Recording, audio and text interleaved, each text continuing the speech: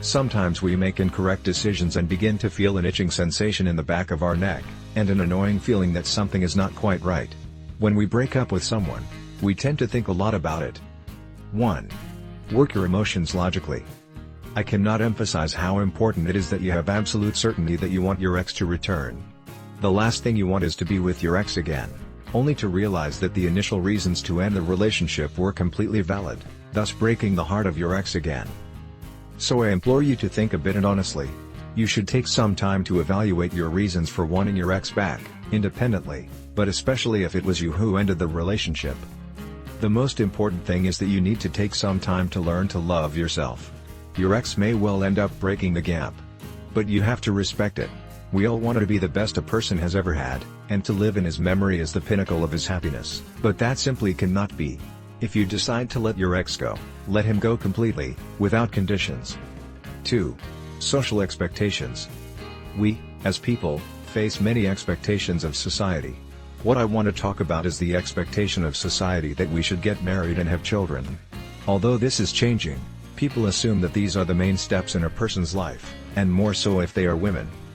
I mention this because these expectations may have something to do with the fears you feel now, either consciously or unconsciously. When you are reflecting on your reasons for wanting your ex to come back, take into account your role and the path of your expected life. You may be surprised what you are going to discover. 3. Recover your relationship. Okay, let's say you do all this emotional work and you decide that you really made a mistake and you get desperate to get your ex back.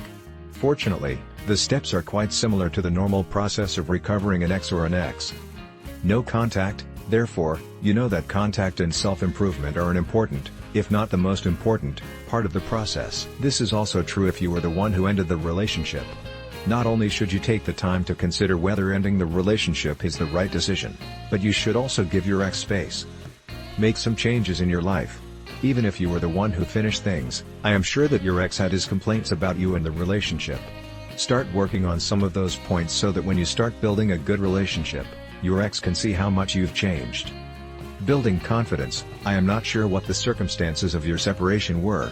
Maybe you were unfaithful or left your ex for someone else, whatever it was. However, whatever the circumstances, it is likely that it is harder for your ex to trust you again. So, how is trust rebuilt? With all the sincerity possible. If you make plans, then you meet them. Work on recovering emotional intimacy. I think the best way to do this is to speak frankly about the past once the issue of starting a new relationship is addressed. Be as real as possible with your ex. The key is that I trust you again. And not in a manipulative, desperate way, but in a way full of patience, devotion and love. Do you need a guide? Click the link below to see the steps to follow, how to really get your ex without making mistakes in the process. Click now and enjoy this new opportunity. Subscribe, comment and share the video. A pleasure. Thank you.